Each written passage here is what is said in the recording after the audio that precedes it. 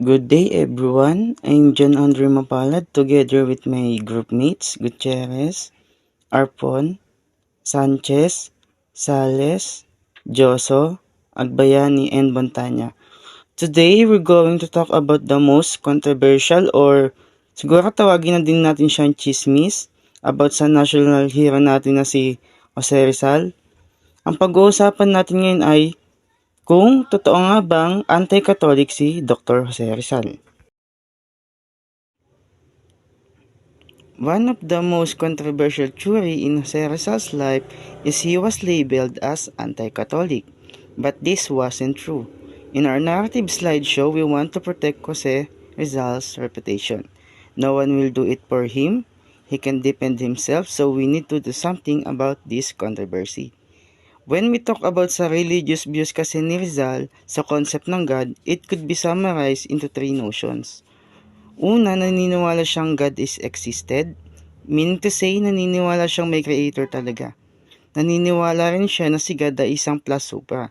And pangatlo ay naniniwala siyang God was the origin of nature. That is, nature was the expression of God. Take note that this concept of God was written by Jose Rizal mismo. Siya mismo yung nagsulat. So, hindi natin alam kung sinong God ang tinutukoy niya rito, kung yung God ba ng Katoliko o sa ibang religion. But if sa ibang religion niya ito, it doesn't mean na isa pa rin siyang anti-Catholic. Since dinapay niya lang naman yung concept niya sa isang God. Jose Rizal was not completely against the Catholic Church despite criticizing some of its practices. Rizal himself wrote that he was not against the church but to those people who used to oppress others. So dito pa lang sa part na to is hindi talaga siya anti-Catholic. Kasi siya mismo nagsulat na hindi talaga siya against the church, siya ay anti-Catholic. When in fact, totoo naman na hindi talaga siya anti-Catholic. Hindi ibig sabihin na nag-criticize ka sa isang bagay ay dinadamay mo na lahat. Ito, bigyan ko kayo ng example. Kunwari, hindi ko nagustuhan yung lasa ng chicken na McDo. Then, ginudge ko yun. Hindi naman ibig sabihin na ginudge ko yung isang branch ay dinadamay ko na lahat. Hindi ibig sabihin nun, lahat ng chicken sa McDo ay pangit na ang lasa. Ganon din ang sitwasyon ni Rizal. Siguro nga, ginudge niya ang simbahan, but based lamang ito sa experience niya, hindi ito para idamay ang buong Catholic religion as a whole. In fact, yung nalimitang hearing nga ay isang phrase sa Bible.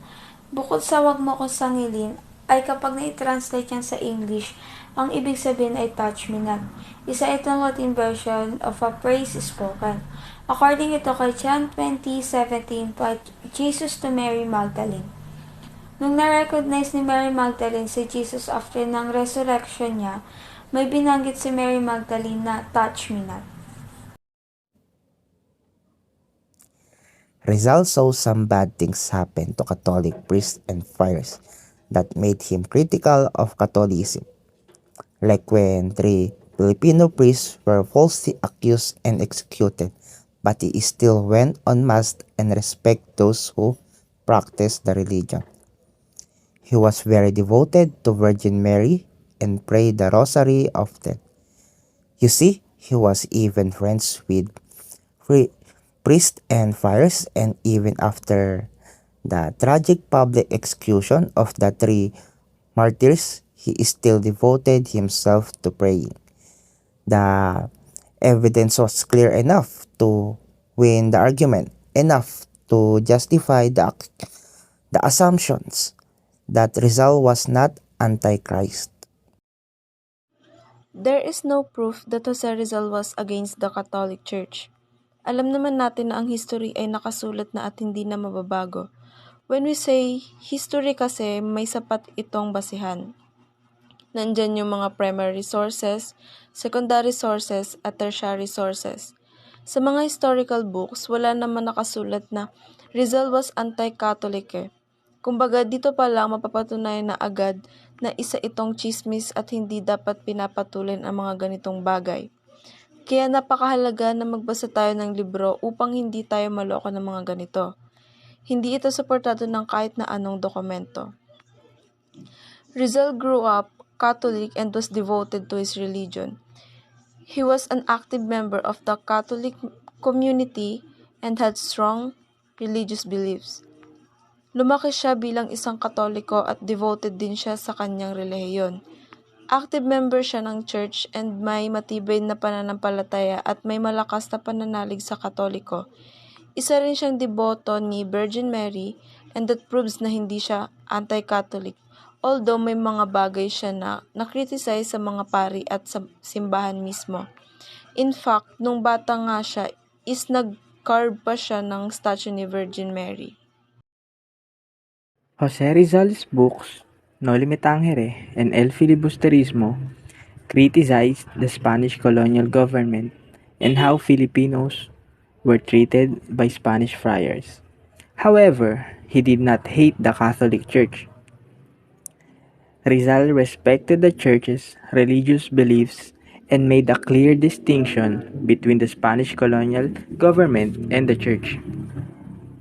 His goal was to bring about social and political reforms in the Philippines, not to attack the Church. Rizal believed that the Spanish friars were responsible for the poverty and ignorance in the Philippines and wanted to raise awareness about these problems. He wanted to improve the lives of the Filipino people and advocated for their rights rather than being anti-religious. It is important to understand historical figures in their context rather than interpreting them through modern beliefs. He was very specific para maintindihan din ng iba na hindi ang relihiyon ang kinakalaban niya kundi ang mga praile na umaabuso at ang mga opisyal ng Spanish rule na nagtotolerate sa mga karumal-dumal nilang gawain.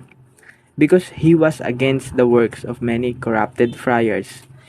In overview, ito ng iilan bilang pagtuligsa hindi lang sa mga pari kundi sa mismong simbahan at relihiyon. And this created the conspiracy theory that Rizal was an antichrist. Jose Rizal was a member of a group called Freemasonry, which promotes moral and personal development and democratic ideas. Many of Rizal's friends were also part of this group, which was seen as progressive during his time. At that time, sumali si Jose Rizal sa Freemasonry, which is isang organization na pinaghihinala ang isang progressive movement sa separation ng church at ng isang nation-state. Kaya rin siguro nabansagan siyang anti-Catholic dahil dito. Some historians believe that Jose Rizal's involvement in an organization called Freemasonry influenced his views on nationalism and reform, although his exact views on Freemasonry are not clear. He was not a Mason when he died, as he retracted and returned to Catholicism before his execution. Rizal's correspondence with his former Jesuit teacher showed his mature thinking about Catholicism, and he remained a cultured Catholic despite no longer practicing the religion. Rizal believed in God and attributed beautiful and divine qualities to him, but he did not subscribe to any particular religious label. Some of the historians ay naniniwalang ang involvement niya sa organization na tinatawag na Freemasonry ay naimpluwensyahan ang pananaw niya sa nasyonalismo at reforma. Although hindi talaga clear yung pananaw niya sa Freemasonry, pero inubog pa rin siya nito. But katulad nga ng nabanggit ko kanina, ang Freemasonry kasi at that time is parang progressive movement at pinaghihinalaan pa sila na nagpopondo sa ibang organization na against sa church. Pero may mga paniniwala ang Freemasonry na pinupunan niya talaga. Kumbaga hindi niya tinotolerate yung mga mali. Parang sa simbahan din. It proves lang talaga na kahit saan siya mapunta, ipaglalaban niya ang tama. Pupunayin ang kamalian pero hindi ibig sabihin ay dinadamay niya na ito as a whole. But the twist here is, Rizal did not die as a Mason. Nag-retract siya at bumalik sa pagiging Katoliko bago siya namatay. Someone once said that people create God in their own image, and the person speaking agrees. They believe that even though they see the amazing order and goodness in the world, Their understanding infinity is not perfect. They believe in creation as a form of revelation where God's wisdom is revealed through the natural world. They also think that the Catholic Church is an important part of history, but not infallible, as it is a human institution with flaws, even though it is based on the hearts of the people and their love. It still has a dark side. Rizal's mature thinking about Catholicism can be seen in his correspondence with former GC teacher. His letters to Dr. Father Pablo Pastels, S.J. Rizal's attempt to find out, what has the wreck of faith left me? This last sentence is a reference to a comment made by another Jesuit. What is left? The standards of this time are not good enough. By today's standards, a surprisingly robust amount. Although he was no longer practicing Catholic, he remained a highly cultured one. I think that's why he ridiculed the notion repeated in Pastor's letters that he had become a Protestant. Part of the cultural Catholicism was just a religion embraced reason. To quote the third Jesuit use, Rizal wrote 2 generations later, Catholicism was the rational faith. He was not an atheist. He believed God to be absolute and infinite. We call him God, but that only reminds me of the Latin Deus, or at the most Greek Zeus. What is he? If my fear of ignorance does not hold me back, I to him all the beautiful and divine qualities that the mind of the heart can infinitely comprehend. Someone once said that people create God on their own image, and the person speaking agrees.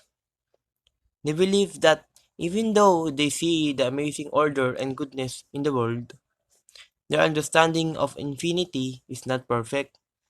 They believe in creation as a form of revelation, where God's wisdom is revealed through the natural world. They also think that the Catholic Church is an important part of history, but not infallible, as it is a human institute with flaws, even though it is based on the hearts of people and their love, it still has a dark side. Someone said that everyone molds his God in his own image and likeness. Infinite marvelous works, though seeing the order that reigns in between, their splendor and overwhelming expanse, and their all shining goodness. My conception of infinity is imperfect and confusing. We also believe in creation as a revelation. As this last verse tells us, I believe in revelation, but this living natural revelation that surrounds us is uncorruptible, clear, and distinct, from which it utters. I believe in this universal voice of existence, this revelation that speaks to us, enter us, from birth to death, God's goodness, God's love, God's providence, God's eternity, God's glory. What book can reveal more to us the wisdom of God? I also believe that the Catholic Church held a special place in human history, but could not agree that it was infallible. It is more perfect institution than but ultimate human with flaws, mistake, and vicissitudes inherent in human work. A direct successor to political science, religion, and art of Egypt, Greece, and Rome. It is wiser and more skillfully managed than many other religions. It is based on human hearts of men, the imagination of crowds, and the love of women. But like all religion, it has a dark spot. That's all for today. I hope na nagustuhan nyo ang topic natin and sana ay nalilinawan kayo sa mga bagay-bagay. Maraming salamat sa pakikinig and sana ay may natutunan tayong lahat.